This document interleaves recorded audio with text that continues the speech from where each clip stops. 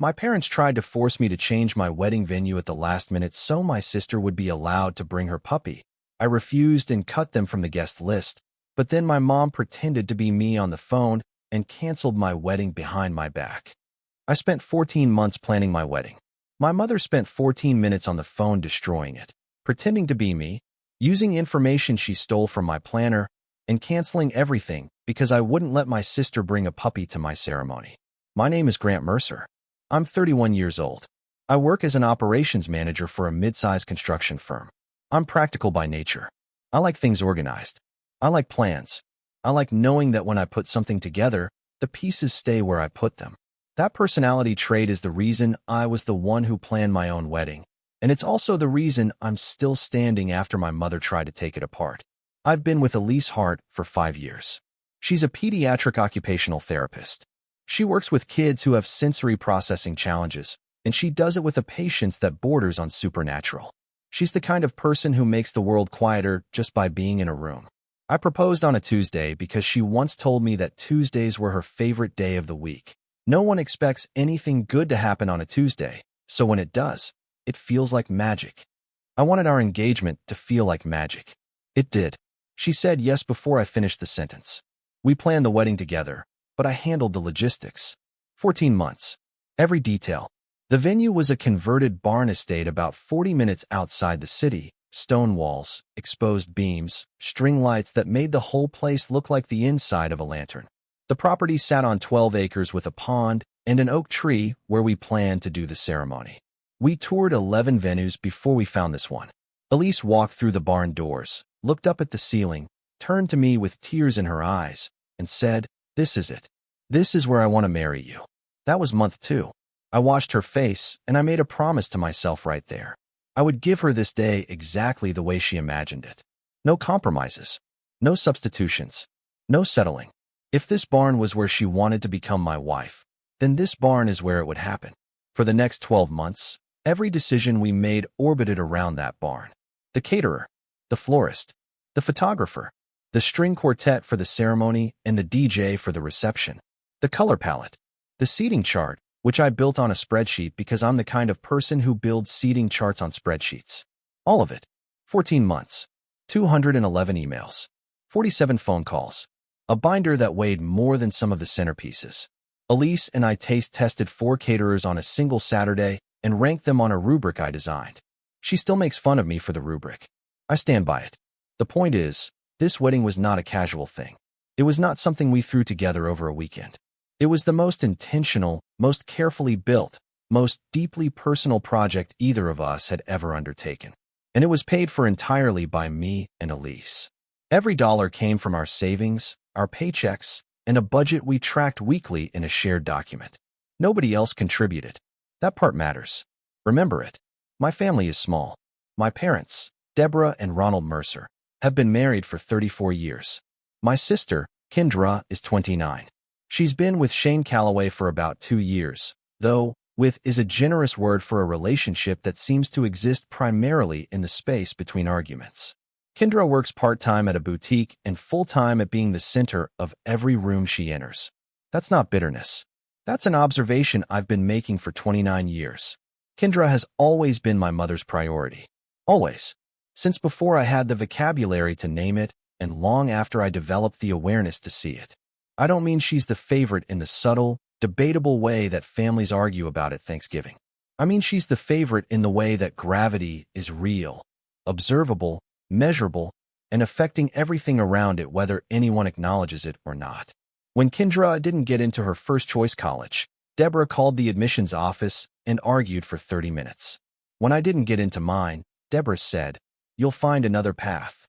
When Kendra broke up with a boyfriend in college, Deborah drove 4 hours to comfort her. When I broke up with someone I'd been with for 3 years, Deborah said, "That's too bad," on the phone and changed the subject to Kendra's new apartment. This is the ecosystem I grew up in. Kendra is the sun. The rest of us orbit.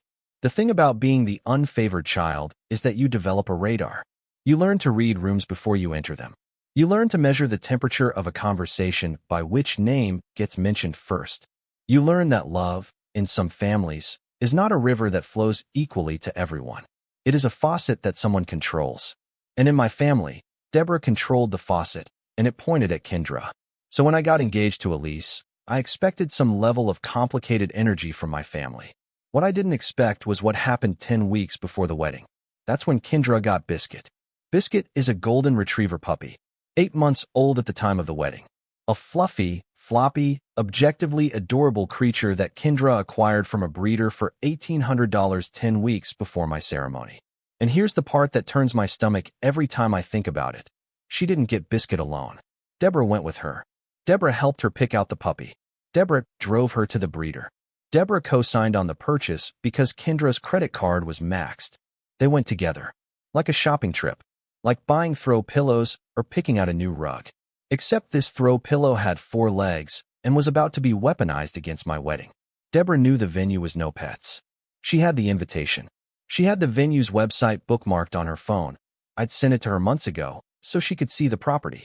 The no pets policy was on the FAQ page in bold text. She knew. She bought the puppy anyway. And she did it with Kendra, which means they both knew what this would create. They walked into that breeder knowing that the puppy would become a problem. And problems, in my family, have always been Deborah's favorite currency. Like a mother-daughter outing. 10 weeks before my wedding, at a venue that has a strict no-pets policy, my mother helped my sister buy a dog. I didn't know about the co-purchase at first. I found out later. But when Kendra called me, 3 days after getting Biscuit, and said, I need to bring Biscuit to the wedding, I thought it was a joke. A bad one, but a joke. It wasn't. Kendra, the venue doesn't allow pets. It's in the contract. Well, can you change the venue? The wedding is in 10 weeks. So I'm not changing a venue I booked a year ago because you bought a puppy 3 days ago. Silence. Then, I'm not leaving him alone, Grant. He has separation anxiety. An 8-week-old puppy. Separation anxiety. I almost laughed. Almost. A puppy she'd owned for 72 hours had developed a psychological condition that required him to attend my wedding. I said no. I said it clearly, calmly, and completely. The way I say everything when it matters. No raised voice. No sarcasm. No negotiation bait. No. The venue does not allow pets. The contract is signed. The deposits are paid. I am not changing anything. I'm sorry about Biscuit's separation anxiety, but the answer is no. Kendra hung up. Within the hour, Deborah called. Her voice had that specific texture it gets when she's already decided something, and the phone call is just a formality before she enforces it. Grant, your sister is upset. I understand that, Mom. But the answer is still no. She can't leave that puppy alone.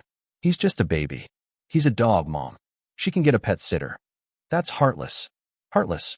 I was being heartless because I wouldn't restructure my wedding around a puppy my mother helped by 10 weeks before the ceremony.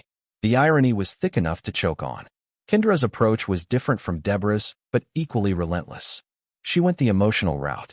She posted photos of Biscuit on social media with captions like, my baby, and how could anyone say no to this face? She tagged me in 3 of them. She told family members that I was being unreasonable and controlling because I wouldn't accommodate her dog. She framed it as a character flaw in me rather than an entitlement problem in her. The narrative spread. Cousins started texting me. Is it true you won't let Kendra bring her dog? Like I was the villain for enforcing a venue policy on a wedding I was paying for. What followed was 3 weeks of escalating pressure that I can only describe as a siege. Deborah called every other day. Sometimes she was sweet. Sweetheart, there must be a compromise. Sometimes she was cold. You're choosing a building over your family. Sometimes she was manipulative. Your grandmother would be so disappointed in how rigid you've become. She invoked my dead grandmother. For a puppy. My grandmother, who had been gone for 6 years.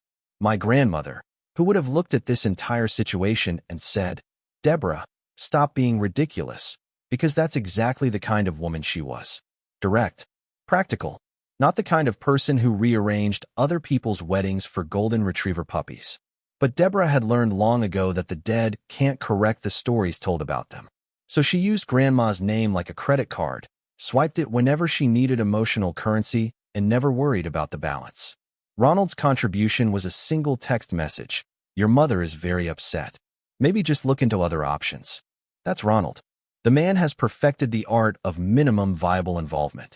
He communicates in single sentences designed to transfer Deborah's emotions onto whoever she's targeting. He's not a participant. He's a courier. 7 weeks before the wedding, Deborah delivered the first ultimatum. If you don't change the venue, Kendra isn't coming. I said, that's Kendra's choice and I respect it. The line went quiet. I could hear Deborah breathing. The heavy, frustrated breathing of a woman who is accustomed to her ultimatums working and has just encountered one that didn't. Deborah wasn't expecting that. She was expecting negotiation. Panic. The old Grant who would fold to keep the peace. But that Grant was 14 months deep into a wedding he'd built with his bare hands, and he wasn't folding for a puppy. 5 weeks before the wedding, the second ultimatum. If you won't change the venue, your father and I aren't coming either. I looked at Elise. She was sitting across from me at the kitchen table, holding a cup of tea, watching me with the steady gaze of a woman who had already processed every possible outcome and was waiting to see which one I'd choose. That's your choice, Mom, I said, and I respect it. That was the moment something shifted inside me. Not broke, shifted, like tectonic plates moving beneath a surface that had been stable for 31 years. The geography of my family changed in that phone call, and it would never go back to what it was. I removed them from the guest list. All 4 of them. Deborah, Ronald, Kendra, Shane. I called the caterer and reduced the count. I adjusted the seating chart.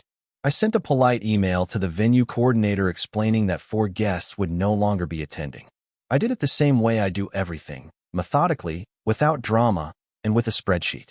That night, after the emails were sent and the spreadsheet was updated, I sat on the edge of our bed and stared at the wall for a long time. Elise came in. She sat next to me. She didn't say anything for a while. Then she asked me if I was okay. I told her the truth. I wasn't. Removing your parents from your own wedding guest list is not something you do without feeling it in your ribs. But I also told her something else. I was not going to let the people who had spent my entire life centering themselves take the one day that was supposed to be about us and make it about them. Not this time. Not anymore. 3 weeks before the wedding, Deborah went quiet. No calls. No texts. No Ronald courier messages. Just silence.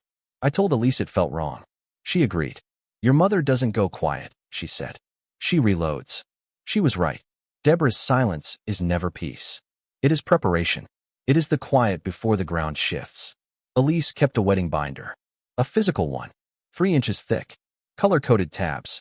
Vendor contacts, contracts, timelines, the venue's phone number, our booking reference, everything.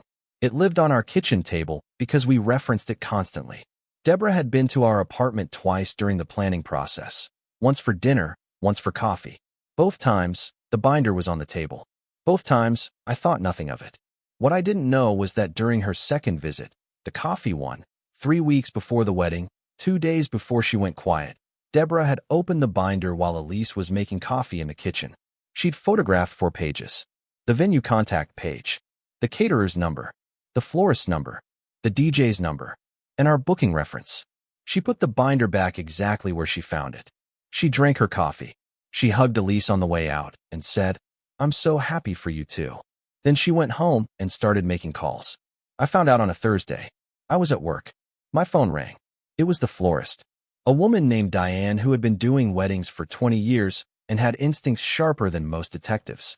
She said, Hi Grant, I just received a cancellation call for your wedding. The caller identified herself as Elise Hart and provided your booking reference. I wanted to confirm before I processed it. My chest went cold. Not warm. Not flushed. Cold. The kind of cold that starts behind your sternum and spreads outward like ice forming on a windshield. I did not cancel anything. Neither did Elise. Diane paused. I had a feeling, she said. The voice didn't sound right. She hesitated on the booking reference, like she was reading it off something. Diane hadn't processed the cancellation. She'd trusted her gut instead. That woman, a florist I'd hired 9 months ago, showed more loyalty to my wedding in one phone call than my mother had in 14 months. I thanked Diane. Then I called the venue. The coordinator, a woman named Beth, answered. I asked if anyone had called to cancel our booking. The silence on her end told me everything. Yes, she said. We received a call this morning from someone identifying as the groom's representative. She provided the booking reference and requested a full cancellation. Did you process it? It's been flagged for processing. It hasn't been finalized yet. Do not finalize it. That call was not authorized by me or my fiancé. Beth was professional, but I could hear the discomfort in her voice. She told me she would add a security note to our account requiring in-person identification for any future changes. She told me this had never happened in 14 years of running the venue. She told me she was sorry. I told her it wasn't her fault. It wasn't. It was my mother's. And my mother was sitting in her kitchen 40 minutes away, probably believing she'd just solved a problem when she'd actually just created the biggest one of her life. This has never happened before, she said. I believed her. I called the caterer next. They'd received the same call, same script, same booking reference. They had processed the cancellation. The DJ confirmed the same, canceled. In one afternoon, my mother had called 4 vendors, impersonated my fiancé, and attempted to dismantle my entire wedding. The venue and the florist had held. The caterer and the DJ had not. I sat in my truck in the parking lot of my office for 20 minutes. Engine off. Hands on the steering wheel. Staring at nothing. A coworker walked by and waved. I waved back. Normal face. Normal wave. Inside, I was holding the shattered pieces of something I couldn't name yet. Not the wedding, because the wedding could be rebuilt, but the last thread of belief that my mother, whatever her flaws, would never deliberately try to destroy something I loved. I didn't call anyone. I didn't text. I just sat there and let the reality settle. My mother had committed identity fraud to cancel my wedding. My mother, the woman who used to pack my lunch with notes that said, "I love you," had picked up a phone, said my fiancé's name, and tried to erase the most important day of my life. Not in anger, not in a heated moment, deliberately, with stolen information. After weeks of silence, she had planned this. I called Elise. She picked up on the first ring. I told her everything. She was silent for a long time. Then she said something that I will carry with me for the rest of my life. We are getting married on that date, in that barn, under that oak tree. And no one, not your mother, not your sister, not a golden retriever puppy named Biscuit, is going to stop that from happening. We rebuilt in 48 hours. 48 hours of phone calls and emails, and Elise sitting cross-legged on our living room floor with her laptop and her phone and a determination that could have powered a small city. She was magnificent. She didn't cry. She didn't panic. She operated. She called vendors with a voice that was calm and clear and professional, and she explained the situation without drama, and she asked for help, and she got it. Every single time. Because people respond to honesty. And Elise was the most honest person in every room she entered. The venue was secure. Beth reversed the pending cancellation and put a security flag on the account that required in-person confirmation for any future changes. The florist was safe. Diane had never processed it. The caterer, we called, explained the situation, and they reinstated our booking. The DJ was trickier. He'd already booked another event. We found a replacement through Elise's college roommate, a guy who ran a mobile DJ service and was available. Not our first choice, but available. And sometimes available is enough. Elise and I sat at our kitchen table that night surrounded by the wreckage of phone notes and vendor callbacks and a binder that now felt less like a wedding planner and more like a crime scene. She held my hand across the table and said, "We're going to fix this. And then we're going to get married. And then we're going to live our lives without anyone who thinks a puppy is worth more than our happiness." That woman right there. That is why I'm marrying her. I'm spending the rest of my life with someone who, when the worst thing that could happen to our wedding happened, didn't crumble. She built. She rebuilt. She picked up the phone and fixed what my mother broke, and she did it without raising her voice or shedding a tear until it was over. And then she cried. Quietly.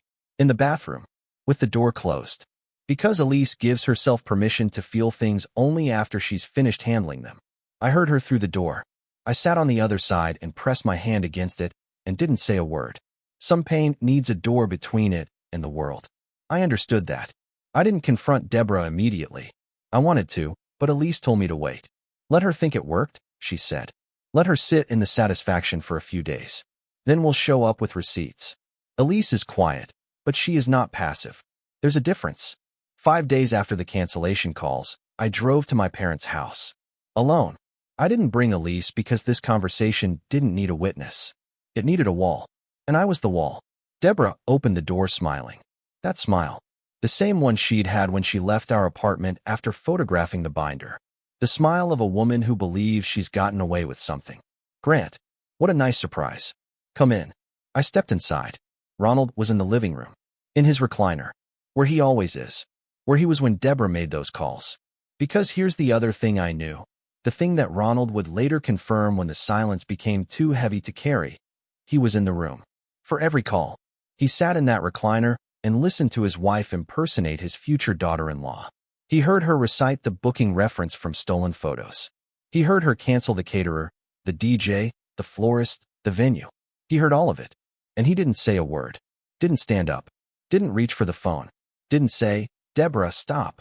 He just sat there, the way he sat through everything, the way he sat through every unfair moment of my childhood, every time Deborah prioritized Kendra, every time I needed a father and got a bystander instead. Deborah led me toward the kitchen like everything was normal, like she hadn't spent an afternoon impersonating my fiancé to destroy my wedding. Like the notepad she'd used to write her cancellation script wasn't probably still in a drawer somewhere. I didn't sit down. I stood in the doorway of the living room and said, "I know what you did, Mom." Her smile flickered. "What do you mean? You called the venue, the caterer, the florist, the DJ. You said you were Elise. You used our booking reference. You tried to cancel my wedding." The room went still. Ronald looked at the floor. Deborah's face went through 3 expressions in about 4 seconds. Surprise, then calculation, then the one she always lands on, righteous indignation. "I did what I had to do," she said. 5 years. 5 years of watching Deborah bend reality to protect Kendra, and this was the purest distillation of it. She had committed fraud, and she was framing it as maternal duty. You weren't listening. You were being selfish and stubborn, and you committed fraud, Mom. You impersonated another person to cancel contracts I paid for. That's not parenting. That's a crime. She flinched at the word crime. Not because she was sorry, because she hadn't considered the legal framing. In Deborah's mind, she was a mother taking action. In reality, she was a woman who had committed identity fraud because her son wouldn't let a puppy attend a wedding. "The wedding is still happening," I said. "Same date, same venue, same everything. Your cancellations didn't work. The venue held. The florist held. We rebuilt the rest. You failed." Her face changed. The righteous indignation cracked. Underneath it was something smaller. Something that looked almost like fear. The fear of a person who has pushed something past the point of return and is just now realizing there's no going back. "And you are not invited," I said. "None of you. Not you. Not Dad. Not Kendra. Not Shane. Not Biscuit." I looked at Ronald. "You sat in that chair and listened to her do it. You could have stopped her. You didn't. That's a choice, Dad. And choices have consequences." Ronald opened his mouth, closed it, opened it again. Nothing came out. 34 years of marriage to Deborah had trained the words right out of him. He had no language for this moment because he'd never needed one. He'd always been the man in the recliner. The man who watched. The man who heard. The man who knew. And the man who, when the wreckage was too obvious to ignore, would shrug and say, "I didn't think it was my place." It was always his place. He just never took it. And now the man in the recliner was watching his son walk out the door. Deborah called my name as I reached the front door. I didn't turn around. There was nothing left to say. Every word I had was used up, and the ones that remained were too heavy to carry back into that house. I left. I didn't slam the door. I closed it normally, because this wasn't anger. It was architecture. I was building a boundary, and boundaries don't need to be loud. They just need to be load-bearing. The wedding happened on a Saturday in October. The barn looked exactly like I'd imagined it for 14 months. String lights overhead, white flowers along the aisle, the oak tree casting a shadow that moved with the wind like something alive. Elise walked toward me in a dress that made time stop. I don't mean that poetically. I mean my brain genuinely stopped processing sequential events for about 4 seconds. She was just there, moving toward me, and the whole world was behind her, and none of it mattered. The ceremony was perfect. The vows were ours. No templates, no borrowed phrases. I told Elise that she had made me braver than I ever thought I could be. She told me that I was the safest place she'd ever known. The officiant smiled. The string quartet played something soft and golden that floated through the oak branches like it had been written for that exact moment. I kissed my wife under a tree that had been standing for 100 years and would stand for 100 more, and I thought, this is what they can't cancel.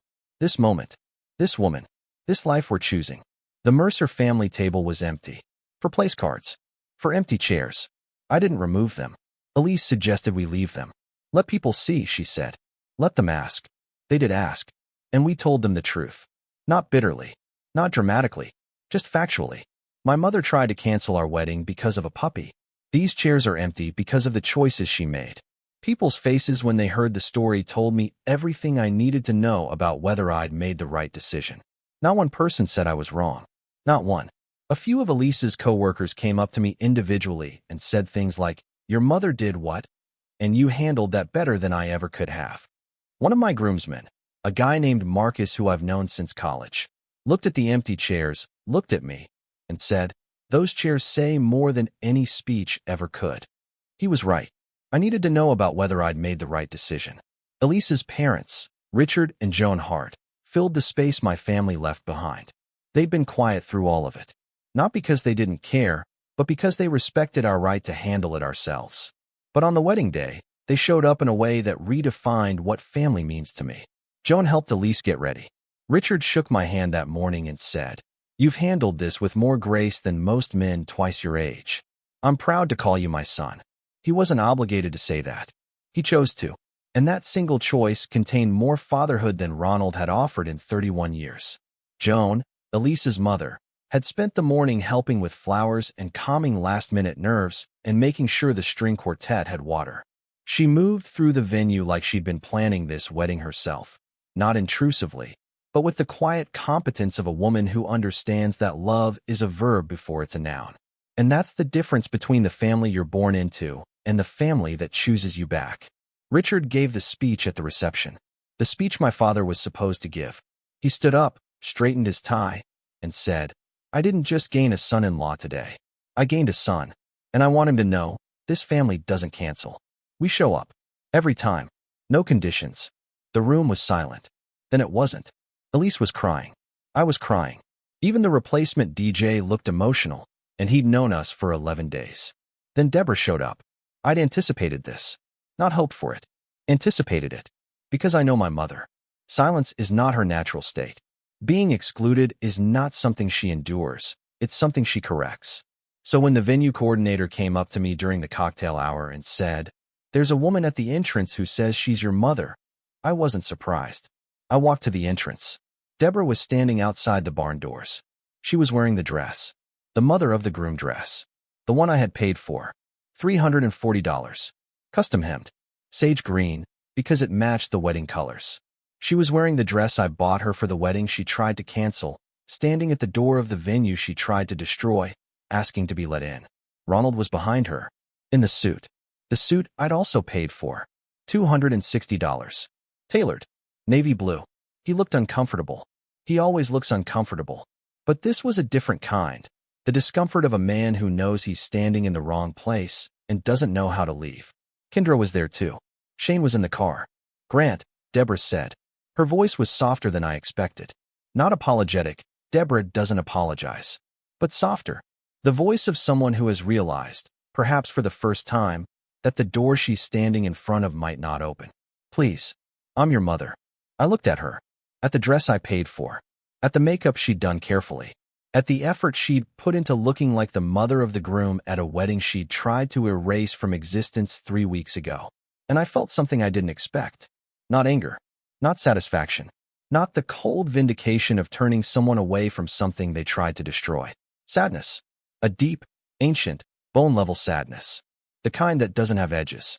The kind that fills every room you walk into for weeks afterward. A deep, heavy sadness. Because the woman standing in front of me was my mother. And she was a stranger. And those two things were both true at the same time. "You're not on the guest list, Mom." "Grant, please," you called my vendors. "You said you were Elise. You tried to cancel my wedding. You did it from your kitchen while Dad sat in his recliner and watched.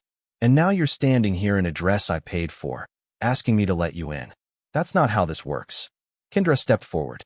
"This is insane, Grant. She's your mother." I looked at Kendra. "And you're the reason this started. You bought a puppy 10 weeks before my wedding. A puppy you and Mom picked out together from a breeder and demanded I change everything. This isn't about Biscuit, Kendra. It was never about Biscuit. I know it was never about the puppy because of something I found out 2 weeks before the wedding. Elise's maid of honor, a woman named Tara, sent me a screenshot.